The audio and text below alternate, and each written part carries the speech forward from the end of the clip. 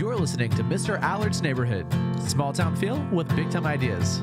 After all, you are entitled to Brad's opinion. Here's your host, Brad Allard. Well, you can see by my hat who the guest is today. It's Sandy Mason, right?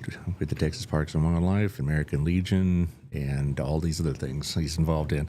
I am sending your stuff that, back to Josh. So while you're visiting, talking, etc., I am going to be forwarded because you sent us some stuff like 3 weeks ago. And it's like, wow, this guy really is on top of it. He really is very active in this. So, Josh, I'll be sending you a few things here.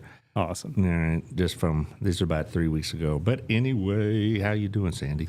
Doing real. Do you staying out of trouble, more or less? How did the parade go?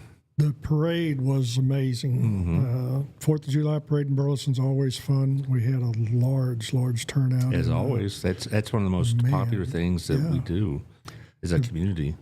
The day before, Joshua had their 250-year celebration. Mm-hmm. What they did down there with the community, the school, the city. I can tell you, the mayor and city secretary of Joshua put it all out, buddy, and that was amazing. They recognized so many veterans, and then I've been to fireworks shows all over the world. Mm-hmm. That drone show, I've heard it was really fantastic. Amazing, absolutely amazing. Yeah, well, drones are the way of the future, aren't they? Yeah. Unfortunately, I never have really gotten behind this drone delivery from Amazon or Walmart. It's just a little too science fiction, too much Jetsons for me. You know what the Jetsons are, don't you, Josh? I know what the Jetsons are. Okay, all right, just making sure. Well, you have to help him out. He's he's lived in a cave until the last couple of years, and I'm trying to help him get culturally literate. Anyway, we're going to talk about. Also, the hunting season's coming up, isn't it? Yes, sir. We got quite a few things starting August 15th. I always knew when it was hunting season in school because on the first day of deer season and the first day of duck season, so my dad went like, "Where are these guys?" I mean, I always have about a dozen absences that day. Yep. Be that Friday before deer season. Mm-hmm. Where'd everybody go? Exactly right. and I was there. Well, and I tell you how seriously they took it. I remember one time one of my coaching friends next door. His classroom's next door. He was really upset about something. I said, "Hey, buddy, what's up?" And he goes, "One of our starting players is going to miss tonight's game because it's hunting season." And I thought, I am in Burleson, aren't I? He never heard of such a thing, but welcome to Burleson. Anyway, talk about our sponsors, and then we'll get on the road here. Our place, of course. Have you been to the one here in Crowley by any chance? I have. Yeah, it's pretty good, isn't it? It's about the same as the quality as all the others, right? Yeah. That's what I like about the place is like you can pick any one of the 4 locations, and it's going to be good. You don't have to worry about one, lagging behind. I always go to the one in Burleson, of course, but I have been into the one here in Crowley, and it's great. I have not been to the one in Mansfield because, you got one right down the road. Why would you go to Mansfield? But whatever. Anyway, also last night it was at Gina's Pizza. It was chest night. A little quiet last night, partly because Otto was out of town. He's on vacation as always. He travels a lot, he and his wife. But Gina's Pizza is great. What I like about it is it's going to be good the second day. I got some leftovers in the refrigerator waiting for me back home. So there you go. Also, my friend John Williams, Old Pro Roofing, 817-734-2756. In this time of year, we're not getting any rain, not getting any hail. This is the best time to do the house inspections. And they, that little kind bars kept going down the wrong gullet. Anyway, sorry, John. Anyway, the point is that this is a good time to get your roof inspected. And they don't just go up there and eyeball it. They give you written reports. And you need these things because if you go in there with a claim, they're going to be looking, the insurance company's going to be looking away not to pay it, right? So if you can show that, hey, no, this is new damage, this isn't from a year and a half ago, then, with a documented inspection, then you're going to be good to go. So there you go. Old Pro Roofing, 817-734-2756.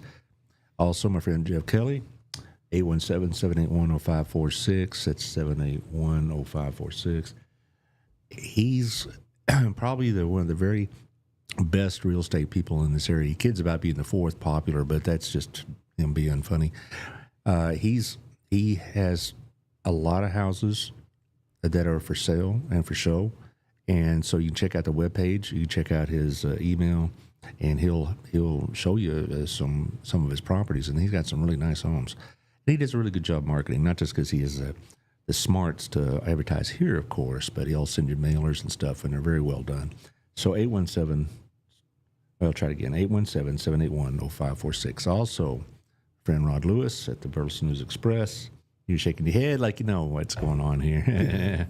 you ever met him? Oh, yeah. Yeah. He's trying. He and his brother have been on the show, and they'll be on the show again probably in about a month or so. And so we keep up with him, and he's really doing a really good job of getting those local stories out, which we don't always get. I was just reading about the new hotel this morning in the paper. I have not been to my mailbox yet. That I heard that was on it, but I get my mail in town, and I haven't been in town much at all, so I need to go by today and get it. But isn't it going to be over off of Hidden Creek or in that development to where Wild Cigar and Southern Gym and all those are that kind of thing? Yeah, that's going to be great. Yeah, it's going to be, looks like a very upscale, nice hotel, and it should be able to bring some good clientele in. Yeah, well, we need something like that because we don't have anything like that. And I mean, the hotels here in town, are good for an overnight stay, but if you want to, if you're here for like a wedding or here for a family reunion, you like a decent place like that. So there you go. Also, my friends over at True Climate Heating and Cooling, 682-244-2019. That's 682-244-2019. Again, much like the roof, you need to get your air conditioner inspected. It goes out this time of year, you got a real problem. And if you do have air conditioning needs, they'll get to it right away. Will Cobb and his sister Emily Cobb will set you right up. And you need this kind of service, shall we say, because it's, you don't want to go without it. We had this has been a long, long time ago, but air conditioning went out about June. And for 3 days, it was unpleasant. And I can only imagine when it gets even more so with in August, which is, August and September will test you as a Texan even. Anyway, as far as the nonprofits, we can talk about those at the end. I've been making the usual, appeals to the food pantries because, they just got through a very busy time, and they're going to pick up a busy time, Yep. School's fixing to start, so there's going to be more needs there as well. Well, and also the holiday season. It's going to jump on us before we even know it. And that's the deal. Just things pass by. Anyway, hello, Aaron. He's our friend from Cleveland, who's a very faithful and devoted watcher and or listener, and I appreciate that very much. So what do you want to talk about first, the hunting or the pest problem? Because I know that's not something that people really think much about, but it's going to affect them. Not, they're at the wallet, There's going to be a lot of money thrown at an issue that should have been handled differently, but we can get a little more into that. First off, let's go, let's talk a little bit about American Legion has got their monthly meeting this Thursday, 6 p.m. Boulevard Baptist Church. People are not familiar with our post here in Burleson. We are a community service post. We do not do the bingo. We do not do the canteen. We are here for the community. It's about our veterans, our youth, and our community. It's a lot of it is just fellowship, isn't it? There is, but we were involved with quite a few things around the community with the cemetery and the flags. We have the park cleanup. We do some things with some of our businesses when it comes to our veteran parking and things like that. And there's a lot going on. So now we have at our graveyard here in Burleson, there is a spot for veterans, isn't there? Yeah, we've got quite a few. We put almost 300 flags out for 4th of July, Memorial Day, 4th of July. So, well, this is an area that supports its military. Yes, and it's always a great thing. Of course, before you know it, it's going to be Veterans Day, and they got a big thing over at the B&G. But I'll probably have you on before that occurs. But I know they over at the B&G complex, if you will. They have that flag, eagle, and they have a ceremony for Veterans Day. And you probably do you involve the local JROTC for that as well, like you do other things? We're I'm not sure how they're going to work this year. I know that the fire department has been providing color guard in the past. There was some discussion about one of the veteran groups or maybe the ROTC doing it. So we're waiting to hear a little more back from the city with what they're going to have planned. But we're definitely open to it. I know Jeff Sorrell with the Junior ROTC, he's anything to get the kids out to help. Matter of fact, I'm going to be meeting with him Sunday. We're getting the air rifle range ready for the team to get ready to start competing again. So Yeah, and y'all did pretty well last competition. they right? won. Burleson Blue Thunder Sporter Air Rifle Team was our state champion. That makes 5 out of the last 6 years. So we do great here. Well, that's, again, it doesn't surprise me. I mean, when I first moved to Burleson in 91, there was more kids, I think, were involved in hunting than I would say they are now, because we've kind of evolved into a suburban community. Back then, when I moved in, it was still, I mean, everybody still went to Fort Worth for stuff, but it was still, it's like its own community, and it still had a lot of, shall we say, hometown feel to it. You might say a lot of traditional activities.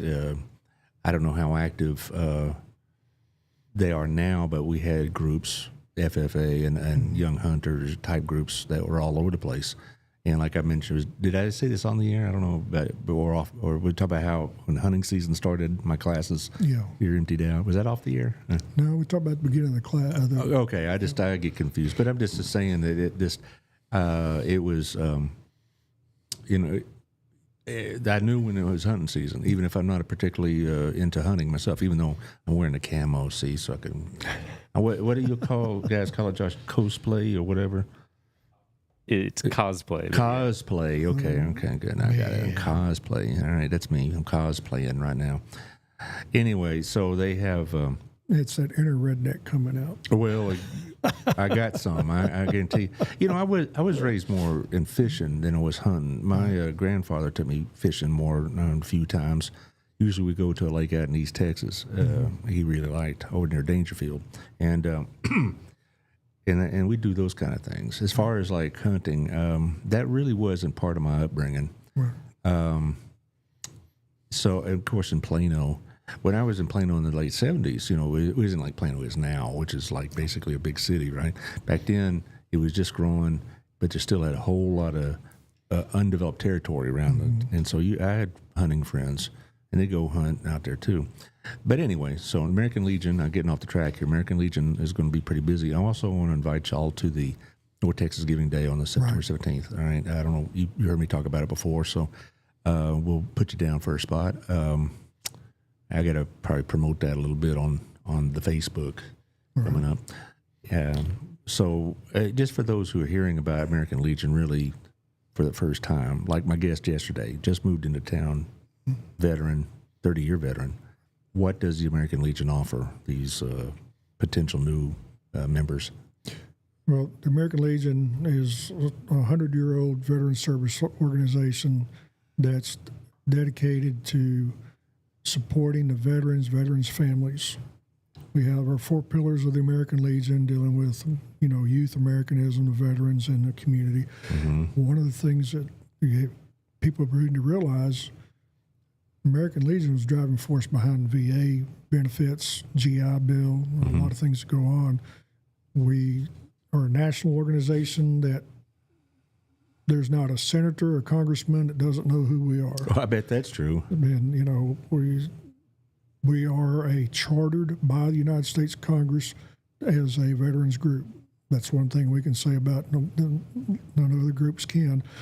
And then when it comes to looking at veterans through the Veterans Affairs, going down to the Veterans Administration, the American Legion has people in place that work with us, service officers, that we can work hand in hand with those people at the VA center to look at your benefits, look at how we can get you more care.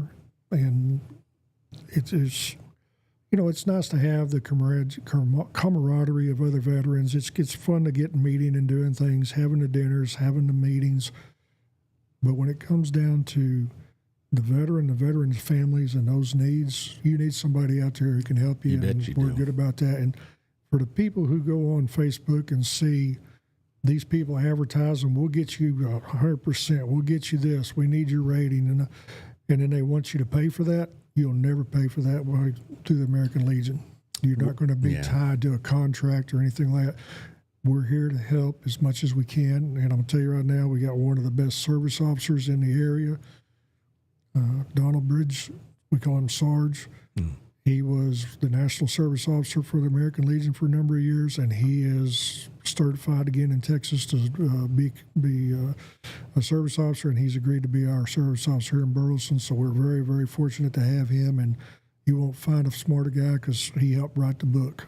Well, you mentioned about the members of Congress all know your names and such. I think people should know that outside of Veterans Affairs, you really are an apolitical organization.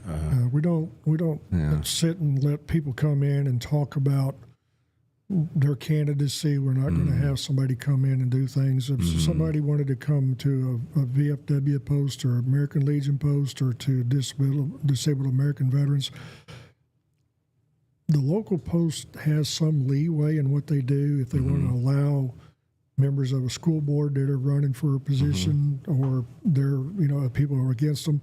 As long as you give them equal time, that sort of thing's fine. But we're not going to sit there and say, we'll go vote for this person. Right. We're not going to do what a police association would do where they would endorse a certain candidate. We're not going to do that. Right. I mean, you have your opinions, of course, but that's what they are. They're not official we earn the right stances. to have that opinion, and everybody's got one. And, but again, we know what we're there for is the veterans, family, the community, and the youth. I would like to think that when you walk into a member of Congress's office, you get a pretty good reception. Yeah. I can't imagine anybody opposing what y'all stand for and what you're advocating for. The biggest issue comes when it's the funding. Yeah. Veterans Affairs is not cheap. Military is not cheap. Homeland Security is not cheap. So it all ties together when you think about it. You're right. And, unfortunately, most people think the American Legion is being made up of, veterans of your era, but you're getting some younger ones now, aren't you? We are. It's slowly coming around where the younger veterans are coming into the service organizations, but we got families, baseball, soccer, school kids, all this stuff.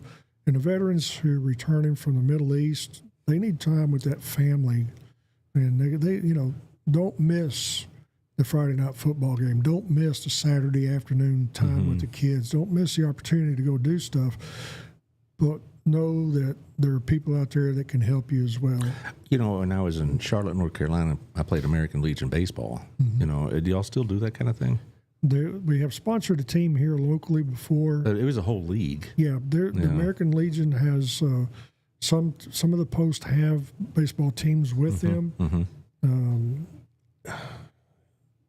Having people dedicated to that to get the time to do it is hard to do. Right. I don't know if they still have their own leagues, but American Legion was. Yeah. It's kind of like Pop Warner football, And we have a little League World Series with the American Legion and stuff still with the baseball, but it's the time and commitment for a lot of people. Right. And y'all are a volunteer organization. You don't get paid for doing this, do you? No, sir. Okay. Would you like to talk about the hunting, or you talk about the pest control? Well, let's go one into the other. So let's start off with this coming Saturday. Come up to Bass Pro Shops in Fort Worth and see us. Myself, Randy Spradlin, our North Texas Coordinator for Education. We're going to be up there doing an education station for Texas Parks and Wildlife. We're going to be talking about hunters education, upcoming hunting seasons, our Texas Youth Hunter program, and our Mineral Hunt program, and other options that we have available. When you talk about the Bass Pro Shop, you talk about like near DFW Airport? The one up off Cabela's Drive when you're going up to Alliance area, Fort Worth. Yeah. That's the one we're going to be at. Okay. Now I got it. Because I know there's one. Like 3 in the area between here and Garland and stuff. So, and I remember the first time I went to one of those hunting and fishing shops like Cabela's. I was astounded. I mean, it's kind of fun. It was like Disney World for the outdoorsman, and it was what got to me was I don't know if there's anything I could ever conceive that they had already thought of first that had to do with hunting or fishing. I mean, every doodad, gadget, and widget you could think of, they had. And I haven't. The last one I've been to was about a year ago in Oklahoma City, and it was, just overwhelming. But and also when my kids are smaller, I remember Bass used to have like wildlife. I mean, real wildlife. Like a petting zoo kind of thing. But they really wasn't so much like go in and pet them, but you could feed the deer and things like that. And they thought that was kind of neat. Oh yeah, it's always fun when you get into something like that. Yeah, we have some in the area. There are a few people who are breeders that have tours, and people can do things like that as well. A lot of it in Bosque County. One of them had a huge bison in front of it. That's kind of neat. But it's always enjoyed that, and I like being around that. It just hunting's not really something though. You just say, I'm going to pick it up like you would golf or something like that. You're dealing with a weapon, and essentially, so you need the proper training and know how to be safe with it. Right, and that's going to be our next thing is Saturday, August 22nd, coming up, is a hunter education class here in Burleson. So licenses go on sale August 15th. Well, where is this event held? And the class is going to be over at the United Cooperative Service Building on 35. Oh yeah, I know what it Boulevard. Is. Yeah, right there at Briar Oaks and or Bethesda and 35. Bethesda and 35. But the class will start at 8 a.m. If anybody needs to take that class, pre-register, please. I mean, if you showed up the day of the class, we'll work you in. But it's best to pre-register so we have plenty of books and have everything we need. There is a state fee of $15, and that covers all the materials and your testing and everything we have to do. It's a one and done. You come in, 6 hours of classroom. We do a little Q&A before, test afterwards. And with a lunch break, we're out of there in about 8 hours. So you're not going to be firing weapons, are you? No, we do a couple skills while we're in there. We'll talk about things, but we have training firearms. So somebody who has got questions about that, we have hands-on sessions. We'll ask people who've never handled a firearm to help us with some of our drills so they get an opportunity to do things in a safe and monitored situation. And it works out really well to us. 9 years old is the minimum age, and up from there. Yeah. Well, do you recommend a certain type of hunting weapon, hunting rifle? The one that works for you. Okay, there you go. That's kind of where I was getting at, because a lot of people think I got to have this $high stuff and all this. You can get yourself a gun. You can spend a lot of money on a fancy firearm. Somebody who's going to start out is a dove hunter, for example. A 20 gauge or 12 gauge pump shotgun works very, very well. And then you just follow the rules about 3 shells in it, make sure it's plugged, things like that. Yeah. Somebody who's starting out deer hunting are going to have a youth they're going to start out deer hunting with. A simple bolt-action rifle you can have a couple of shots with. That makes it wearable. A nice scope. You don't need a $3,000 scope on a $800 rifle. That's just right. But if you spend the $400 or $500 on a decent bolt-action rifle, something that'll, a 243 or whatever, the calibers are out there. But, and then a quality optic. You can buy a $1,000 rifle, and if you put a $100 scope on it, $100 optic, you got a $100 firearm. Yeah, it's only as good as the optics are. Right. So, well, that's the thing is all people think you have to go through this great expense, but you really don't. But you don't also want to. Don't be cheap about it, because it's also, I always think that the quality of the weapon's a safer weapon. The safety is definitely a part of it. The quality of the firearm makes a big difference. But remember, the person who's getting into hunting, they're making a lifelong commitment. Yeah, they are. A lot of people you'll find once they start, they want to continue. Some of us just can't stop. Yeah. Well, also, if you're going to talk about hunting, it's more than just getting your weapon, going out and taking a few shots. I mean, you got to, first of all, I'm sure it teaches you patience. Second of all, there is a lot of things you need to be able to do it right. Yeah. You need a hunting blind? We teach different types of hunting and scenarios for our classes, but the Texas Youth Hunter program, like the hat you got on, is for 9 to 17-year-olds. We take those kids out, those youth and their parent, and the bulk of our hunts are in a stand or a blind, and it's a controlled environment, and it's a great opportunity for somebody who's never experienced hunting to go out and learn it with somebody that's experienced, and landowners that are with us are wonderful. The person who is trying to hunt on their own, you have to understand the game. If you're a turkey hunter, if you're a white-tailed deer hunter, if you're trying to do pig hunting or exotics, each one of them has their own mannerisms. They have their own way of doing things. Certain areas you'd want to hunt versus others that wouldn't be as rewarding. And patience, definitely. Best day of fishing. That's what my always, grandfather taught me. My grandfather, when we get fishing, like I said, out in Dangerfield, or when we just want to do a day trip or something like that, we go to Texoma. And and if you're in a hurry, that ain't the sport for you, is it? I grew up with my grandfather and dad and other grandfather. They loved to fish, and I still enjoy fishing, but hunting's better for you, huh? Well, it's rewarding, but now that I get to share that and build traditions with these other people and their families, and man, I still hear back from people I went with 10 years ago. They keep me up to date about how their kids are doing, and it's amazing. We just have a great time. Well, and like you, my grandfather was, catch and release unless it was of a certain size, and we'd eat it. All right, we weren't there for trophies. Now, people want to shoot for trophies, fine, but y'all emphasize using the meat, consuming the meat. Right. Yeah. And that's a good thing. All of our hunts now, we try to have at least one meal that we will use venison or feral hog or something in. I've been able to get some elk in the past or bison and put those in with our meals that we serve and people get that experience. I've never had February was amazing. Yeah. One of our one of the ranches we go to up in Palo Pinto County, they were able to harvest a aoudad and a whitetail. So we had Barbary sheep and venison together, and we made fajitas on Saturday night. You should have seen these kids. They were like, we couldn't keep the plates full. Well, I have not had elk.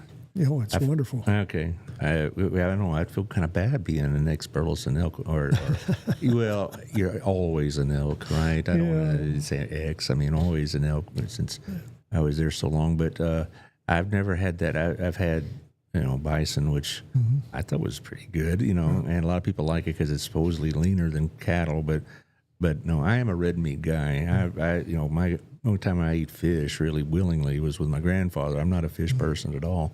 But anyway, that being said, as far as, one of the things y'all teach, which I really like, is conservation. And that's what always strikes me about hunters, as well as a lot of the people in the ag business, is that they're very environmentally conscious. Now, a lot of these, yahoos in the media who don't know what they're talking about don't understand that. I mean, but I every hunter I've met, every farmer I've met, every livestock-related guy I've met are more environmentally conscious than maybe some suburbanite deep breather tree hugger, because they know that land has to sustain to sustain them. And that's one of the things we'll talk about in our hunter ed program is we have a session, if you will, or a chapter that deals with management and conservation. Carrying capacity of the land is something we discuss, where you can look at a piece of property and say, I can run X number of cows out here on this much grass, and I have water for it, or I can put these many horses. When you look at the land's overall carrying capacity, if you have livestock out there, you also have wildlife. There's rabbits, there's squirrels, all the other stuff. Now we look at that as a whole environment of carrying capacity for that land and what sustains that for a year. What will impact that? Drought, fire, environmental disaster. Those all have to be looked at as well. What could or could not happen while we're doing that? So the wildlife will be affected as much as the livestock or the domesticated pets could be. So, Do you have any slides for us on the hunting, or is you got most of your slides are on? I didn't put that in. Okay. We have another topic that I guess we ought to go ahead and get into. Well, this one is from the chronic wasting disease. You've been on there before, and you talked about that with deer. Yes, sir. About a year ago, roughly. Is Yeah. that still an issue? Yes, sir. It still is in Texas and several states. Chronic waste disease is a protein prion that will affect white-tailed deer and certain other animals in their genus species. So some elk, mule deer, some of the exotics, Sika deer and things like that are not able to have chronic waste disease in them. But, there's other parasites, other issues that deal with all of our wildlife that can come out. But chronic waste disease in Texas, for the white-tailed deer hunter, you have an outdoor annual, and you also have the Texas Parks and Wildlife website. Go to the website or go to the outdoor annual and look at the county that you're going to be hunting in. That county will tell you if there is a restricted zone in there.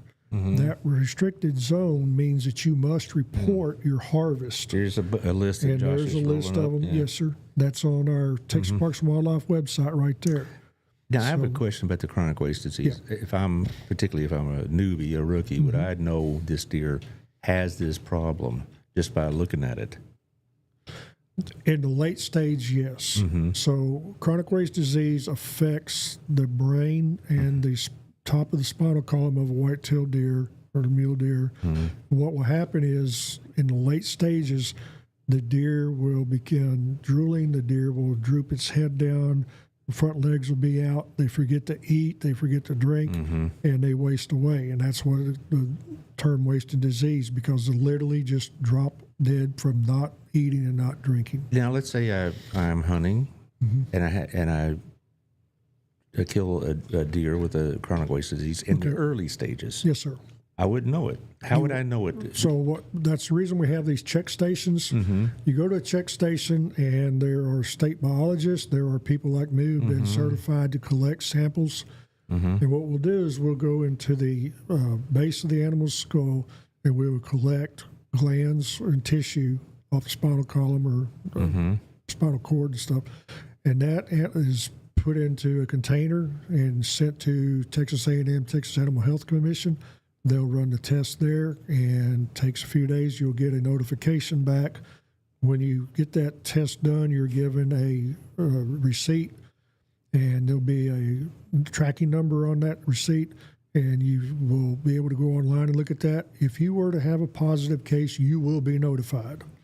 What if I didn't do all this, I just because of ignorance or arrogance or whatever, and I ate the deer? Would I have some bad effects? Right now, all of the testing is showing that it's not being transferable to humans. Is there patient X out there who has an immunocompromised system, who maybe has a genetic alteration that maybe that would possibly be there? We don't know, but you can never say 100%, yes, it won't happen. There is that 1/10 of 100% that says anything's possible. Of course. But right now, with all of the studies that have been done, all the transference studies that they're trying to do, it's very limited to the white-tailed mule deer population and elk species, and hopefully it stays that way. It is an odd question, but okay, I'll go out there, I take out a deer, get it tested. What am I doing with the deer while I'm waiting for the results? If you harvest an animal that's in a zone that if you take it to a processor like in Joshua, where Tim Bruce has his place down there, Joshua Deer Processing, for example. Okay, I've seen it. You go in there and Tim, turn in the deer and say, hey, by the way, this was from this area. Let him know that. They can put that deer, that animal aside. It's not going to spread the disease. That's not how it happens. But if you're going to have to wait, 4 to 7 days to get that information back, that animal is fine in that cool, in that chiller. And it's basically, it's just like if you had beef or you had a goat or anything else, there's an aging process. There's a 1 to 2 week process that we let those animals age before we butcher them down and break them into steaks and stuff. So you're not going to be any problem there. If you bring it home, and you're waiting to find out, then you want to keep it packed on ice, keep everything together nicely. And if you get a negative result, cut it up and put your steaks and sausage in the freezer. If you if you get a positive result, you have to make a decision at that point. Do I want to feed that to my family? Right, and then it might just discard it in some manner. You would, well, if you decide not to, if you got pets that you can make dog food out of, something like that, that's fine. But the long bones, they need to be disposed of in a landfill. You're not dumping it out in somebody's pasture or creek. We're not doing it. But with that also, You'd just be attracting coyotes, wouldn't you? yeah, well, the CWD, that in the zones and it outlines you need to go into the outdoor annual and read long bones and different parts of the animal need to stay on the property that it was harvested on. So you're taking basically a quartered animal away from the property with proper identification. Mm-hmm. So make sure you look at that if you're going to be in one of those zones. Now, you sent me some very appetizing pictures of screwworms. Yes, sir. All right. So I was like, oh Lord, Okay. I'm just going to forward that to Josh. Yeah, so here we go. Okay. back in May, our Texas hunter education instructors had our annual conference, and during the conference, New World Screwworm was brought up as a optional class that we could take, and we got to talk to our state, one of our state veterinarians at Texas Animal Health Commission. We also got the director of big game for Texas Parks and Wildlife, and they did a really good course. A lot of good information came out on it. This slide right here, Screwworms in Texas, how to keep your pets safe. Animal welfare leaders, our veterinarians across the state are warning your pet owners to remain vigilant about the state battles outbreak of New World Screwworm. It's not just a cattle disease. That's how it's been advertised. Any warm-blooded animal is susceptible. Humans, dogs. Ooh, humans can get screwworm? Yes, sir. Yuck. Any warm-blooded animal. Okay, so that's where you come back to thinking about what are we talking about. You could be going down the side of the road. You could be out at the lake at the boat ramp. You could, you have a mouse that gets in a trap and you throw it outside of the barn. Common flies are going to find that, and they're going to lay eggs on it. Those eggs are going to create maggots. Maggots are going to eat that dead flesh. It's unpleasant. It smells. There's going to be, shrug. It's not fun to watch. New World Screwworm does not eat dead flesh like a typical maggot. It eats live flesh.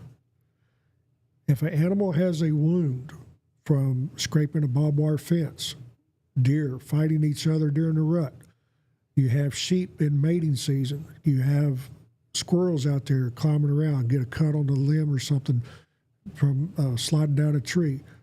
It could be rabbits being chased by a coyote that gets a wound on it. If that screwworm fly can get on that wound, lay those eggs, that parasite then starts consuming the host.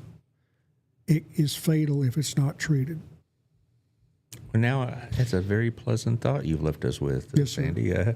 But, the thing about it, what I've read, is that this was not a problem until just recently. And So we had screwworm in the 50s and 60s in Right, Texas, right. and it affected the cattle industry. It also affected the whitetail industry. Everything, it was out there.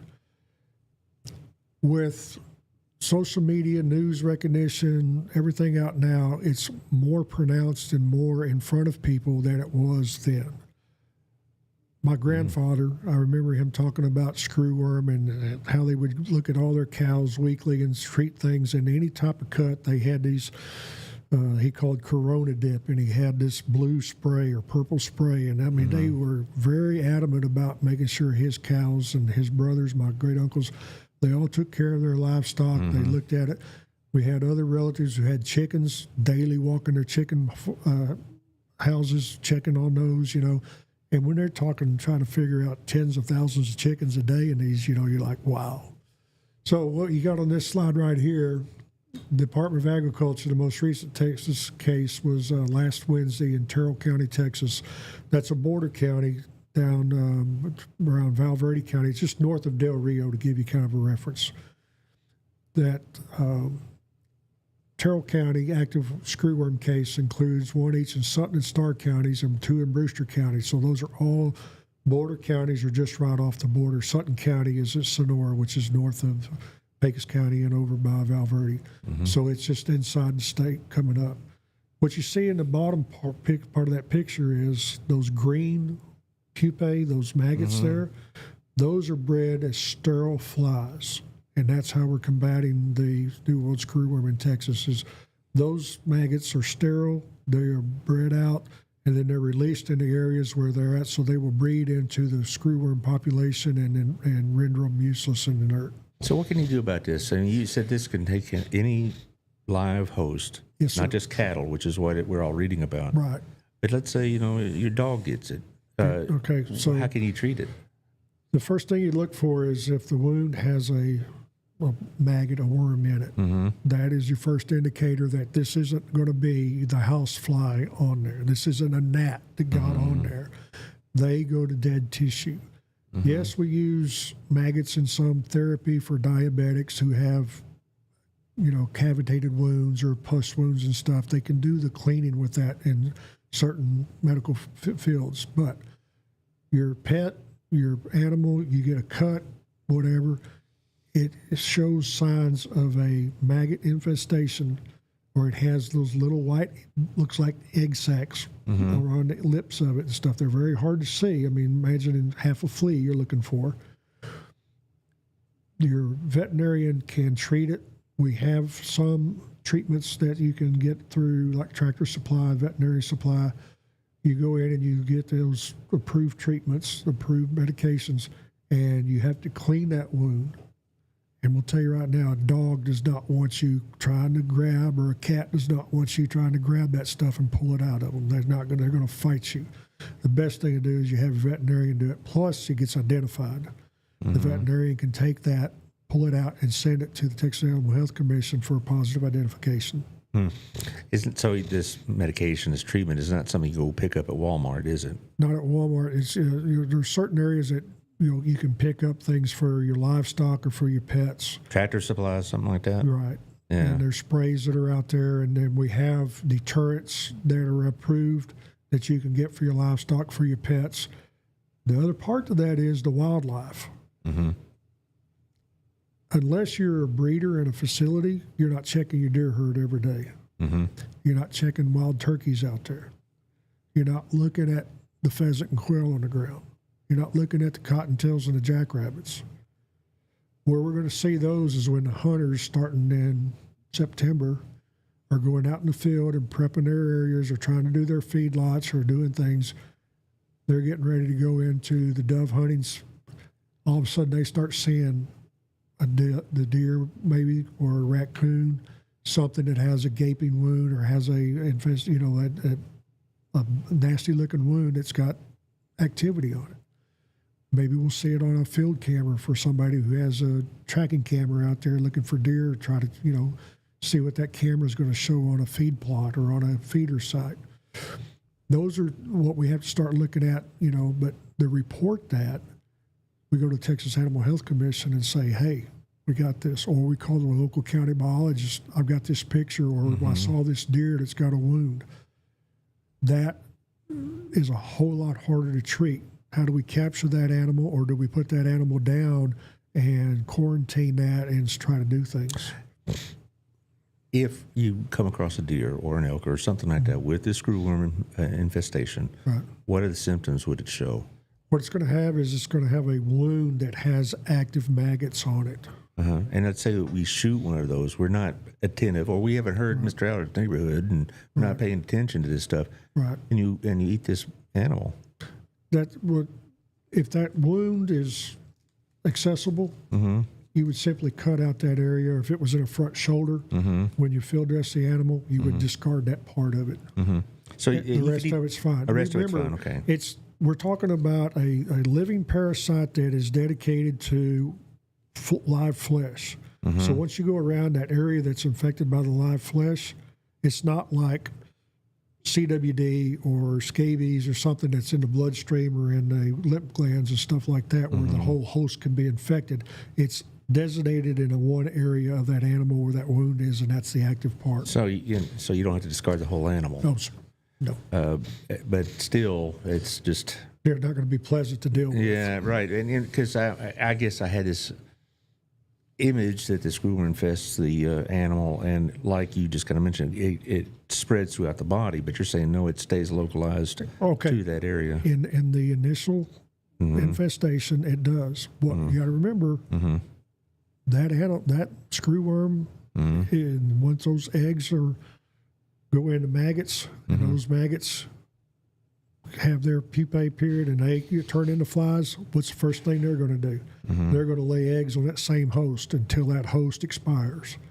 So it's not going to be just one area for long. It will continue to spread throughout the animal. And, there are some pictures I could not send you because they are beyond graphic. Well, Josh likes that kind of stuff, right? You can find them online. And you don't think so? Not particularly. no. Okay. And I'd like to eat lunch. that's what I'm today. thinking. I'm going to have lunch in a few minutes across the street with a buddy at the Heat House, and I'm like, Don't look ahead of time. no. But You want me to throw the picture back up? No, I'm good. I'm So good. if you come across an animal, like I say, regular viewing your game cameras, observation of wildlife, when you're out hunting, you're out nature walking, you're out somewhere and you see any of the warm-blooded mammals that we can think about like that, and they talk about, well, birds can't get them because of the flies.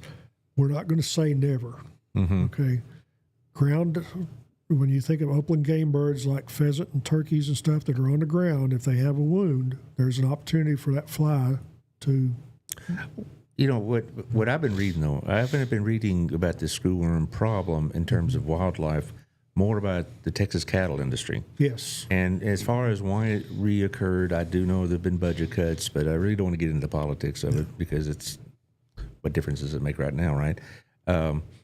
Let's say that mismanagement led to it getting out of Panama, where we had a control zone, and once it got north of that treatment area that was going on around the Panama Canal and in Central America, once it got across the border, it's coming. Yeah. Right. So what we thought was going to be several years away is here now. Yeah. So, I have opinions on that because I think this is a very vital public safety thing, and there you are. This just came out, Oh, yeah, you sent it this morning. Another lovely, appetizing picture. Well, this is a picture of an adult screwworm, and if you looked at that, the fly that I don't want to say it's a screwworm. It is the fly that produces the maggot or the worm. Once that fly is off, what it does is it's going to find another host to infect. The FDA authorized the use of this Click product. It is a spray-on type preventative, and what it'll do is it's for wound sprays, for treating livestock, producers, veterinarians, and wildlife managers, in addition to help with the screwworm infestation. This is a product that is now available for the person that's going to have livestock. If you've got working dogs that you take out in the field, you need something like this. Where would you get this? This can be ordered online, and I believe, what I understand, they're going to be trying to get this into veterinary supply stores and probably like your Tractor Supplies and places like that, maybe Atwoods. Atwoods, like I was going to say them because so look on their websites if you're going to need it and see if it's available to order online or go from there. Well, I was talking to my cousin on the way over here, and he's a retired cattle rancher. And he says and he's in Oklahoma, and he says the boys up there are very concerned because they're finally getting the stock numbers to relatively pre-COVID or whatever. I mean, the last few years have been down. Right. And they're finally getting their herds up to a certain size, and here this comes out of nowhere. Practically, they thought. And he's old enough to remember the old timers talking about it. And he was a kid during screwworm infestations in the '60s. And so he remembers all that, and it's a problem. It's a problem. In the mid-'70s, I remember my grandfather working cattle, and he was so scared that they might not got all of them because he would check his cows once a week, and we'd run through and just look at them. I can remember him even to that day. That I think the biggest, try not to let my wildlife guy go. The Texas cattle industry is always forefront in talking about livestock. They got a lot of money. They got a lot of advertising ability. And right now they're putting a lot of information out about this because that is a multi-million dollar industry in this state. Well, you betcha it is. Cattle is king in a lot of ways. You talk about cotton king in the South, cattle and oil in Texas, buddy, Surprisingly, our hunters spend millions and millions of dollars every year, too, being out in the field between our whitetail hunters, our turkey hunters, and our, other people who do small game or varmint hunting.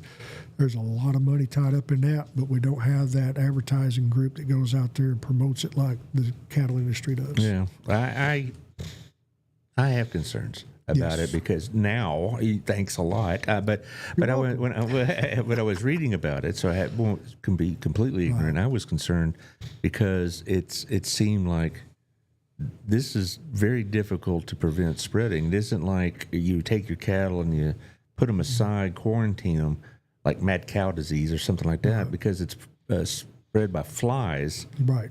That's a very difficult thing to prevent. So the control agent for this, the biggest way to control it is for the breeding facilities that are breeding the sterile fly. Mm-hmm. Once they have an identified area, they release millions of those flies into those areas to breed out the active flies. That's one of the ways we get rid of them. The program kind of got away from them, and now it's coming back, but it's not what it was years ago. This little thing you see here that we have up here right now, when you get down about halfway, Moore Air Base facility in Edinburgh, Texas, completed in February 2026, allows the USDA to receive flies from other locations based at distribution for Texas, and they're capable of dispersing 100 million flies per week. The Moore Air Base production facility in Edinburgh, groundbreaking started in April. Phase 1 should be done by the end of 2027. The expedited effort is to try to get that thing online by the summer of 2027, a year from now, to produce 100 million flies per week, with phase 2 by 2028 to get us up to an additional 200 million. These are all sterile flies, yes, right? sir. At 300 million flies per week, that puts you to the area that they used to treat on the Panama Canal weekly.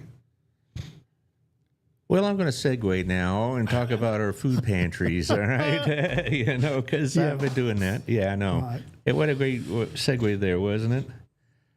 Fantastic. Yeah, that's why I'm to get the big right money. Into it. Well, I was talking to Crowley House of Hope yesterday. Right. And they, good show. They're good people, aren't they? I mean, they're all these food pantry all people of our groups in the area do a wonderful job. I bet they need our help. They are well supported, but the demand is high. And I've seen more people in there that you wouldn't expect to be in there, right? Not that I knew them personally, I don't. But people think are going up and up. Yeah, we're talking about working people. We're talking about elderly. That was always a shock to me, because we always think the elderly got all these government programs to support them, but no, it's not quite like that. I mean, not everybody is living the retired life at age 75 or whatever, right. And so there is some tough times. And also, if you get a car repair or you get our friends talk about utility bills in the summertime. And in the winter, and so I read that 80% of our retirees are $1,000 check away from not being able to live month to month. Well, I've read similar articles, and I believe it.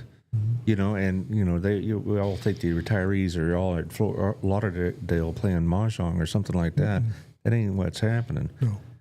And so we need to provide the support to these groups. Money is always helpful because it do help a little bit with the bills, things of that nature, usually utility bills on a limited basis. But we can also support them with money so they can buy what they need.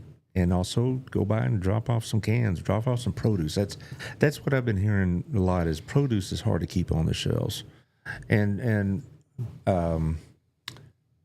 I personally, I don't advertise this because I want to be pat myself in the back too hard, but I Promises is part of my church, and so we support it that way, and they tell me that produce is hard to keep, and we like to provide things that you could make meals from as opposed to, just temporary stuff, because there's a lot of dignity in preparing meals. Yes. A lot of these ladies that are bringing their single moms, whatever, want to prepare meals for their children because it makes them feel like they're doing their duty as a mother. And so we want to encourage that. So anyway, so that's all good. Box top meals or, like the macaronis or pastas that can be... Chef Warrior D is on sale, or was last week, and that's the thing about it. The kids, I loved Chef Warrior D ravioli when I was a kid. Maybe that's why I'm diabetic now. Who knows? But anyway, I loved that stuff. But anyway, they had, but it's also cereal is another one. Yeah. But produce is right now the current thing. On Monday, I have Tina Michael on. We're going to be talking about her Mobius Foundation, and I don't know, the chess club. She kind of runs that thing for Otto on Monday nights. Tuesday is tentative, so I better just hold off on announcing it. I have somebody that is a routine guest, but he's going to go and see about his schedule. So I would rather just hold off on that. And if not, I'll just rant and rave about something. As always, Josh always enjoys those shows. Yeah, he likes those because I bring him in, and and being our resident communist, it's kind of nice to get the other perspective. And But no, he's not. You think I'd hire a commie? I don't think so. So I'll let you finish off the show. Tell us what we need to know. Well, we have some opportunities for our community to be out and help with our local veterans. We have some opportunities through Texas Parks and Wildlife to take our youth out and do things and get them out in the field. And if you're interested in other programs, go to the website, start looking. There's so much that people don't realize is available, from hunting to fishing to state parks, just to road trips to go see historical landmarks around the state. There are a lot of things we can do. I would encourage anybody that's interested in being outdoors, especially if you're interested in the hunting fields, take your class. And new this year, anybody's going to buy a license from Texas Parks and Wildlife, you must now have an ID when you get that. I'd hope so. Well, it's been, you could order it online as a digital license. Unfortunately, some people figured a way to take advantage of that. Yeah. And then as always, somebody goes and pays their money, buys a license, goes out and harvests several deer over here. And then they turn around and they tell a little white lie, oh, I lost my license, and they buy a replacement license. Well, unless the game wardens or people are tracking those and looking at how many places this guy went to harvest a deer, or they get a phone call, hey, my buddy's killed like 7 or 8 deer this year.